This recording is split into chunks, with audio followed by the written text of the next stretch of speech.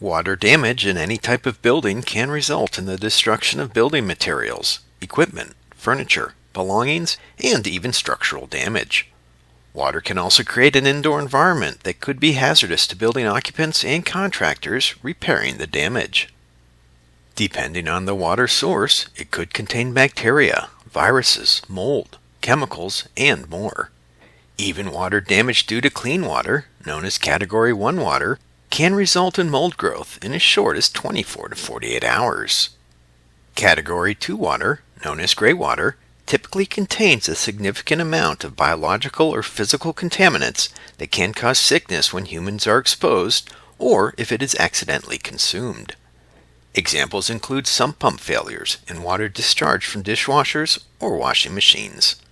Category 2 water, which is not promptly removed or has remained stagnant, may at times be reclassified as Category 3 water. Category 3 water, also known as black water, is grossly contaminated. It may contain harmful pathogens, microbes, and chemicals that could cause illness.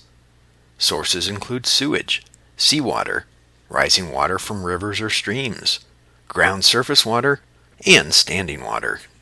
No matter the source or category of water, it's important to have it safely removed as quickly as possible. It's also important to recognize that during the drying process, other contaminants or materials already in the building may cause health concerns.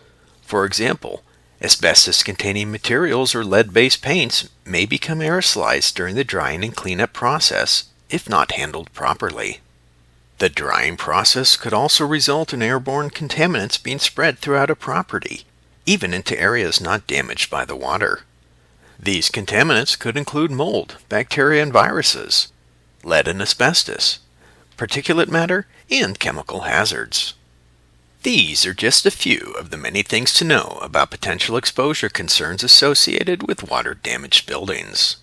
To learn more about this or other industrial hygiene, indoor air quality, environmental health, or safety issues, please visit the website shown on the screen.